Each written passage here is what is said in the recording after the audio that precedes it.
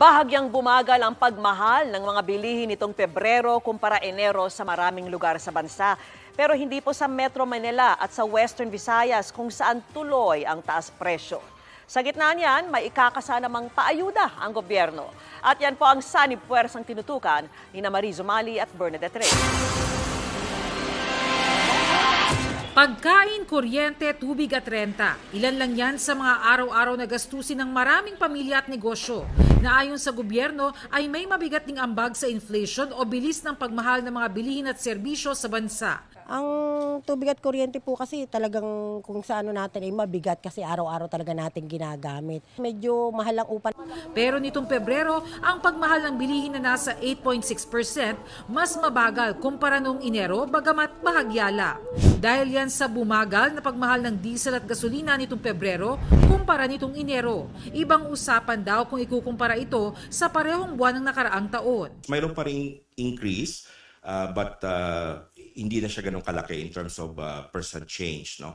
Mas malaki rin ang inflation rate nitong Pebrero kumpara noong Pebrero 2022. Baka nagtataka yung mga taga Metro Manila na hindi nila ito naramdaman. Dito kasi ayon mismo sa datos ng gobyerno, bahagyang bumilis ang pagmahal ng bilihin, hindi tulad sa pangkalahatang kwenta nationwide. Ang dahilan, bumilis na pagmahal ng LPG, kuryente at renta. Pero pinakamalala ang pagmahal ng bilihin sa Western Visayas na umabot sa 10.8%. Ayon sa Philippine Statistics Authority, pagkain ang may pinakamalaking ambag sa paggalaw ng presyo ng mga bilihin. Kapag bumabaraw ang presyo nito, maaaring masundan pa ang pagbaba ng inflation rate. Kung ito ay mas bumaba pa ng gusto, definitely as we saw in the past, talagang mag-drop na itong ating headline inflation.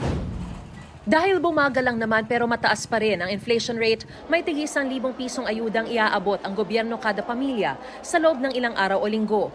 Pero para lang daw ito sa higit 9 na milyong pamilyang pinakaapektado ng pagmahal ng bilihin. Alinsunod yan sa pinalawig na Targeted Cash Transfer Program na inaprubahan ng Pangulo kanina. Ito ay 500 pesos for 2 months. Bukod dyan, may hiwalay na pondo naman bilang subsidiya sa mga gastusin ng mga sektor na gumagamit ng langis. Ito yung mga fertilizer discount voucher, yung fuel discount on farmers and fisher folks, fuel subsidy to transport sector affected by the rising fuel costs. Tukoy na raw ng pamahalaan kung saan kukunin ang 9.3 billion pesos na pondo para sa pagpapatuloy ng cash transfer program para sa taong ito. Bahagi ito ng kabuang 26.6 billion pesos na ayudang ilalaan ng pamahalaan sa vulnerable sector. Bahagi rin ng ayudang ibibigay ng pamahalaan ang pagpapalawig ng Kadiwa program. Bubuo rin ang pamahalaan ng komite na magbibigay babala at tutugon sa kakulangan sa supply at mataas na presyo ng mga bilihin sa merkado. Minsan mali yung timing kasi magdidesisyon ka mag-import tapos darating dito sa atin, tama-tama nag-aani naman yung mga farmers. Umaangal talaga sila. So, balak din nilang magkasa ng mga programa para makatipid ang buong bansa sa kuryente.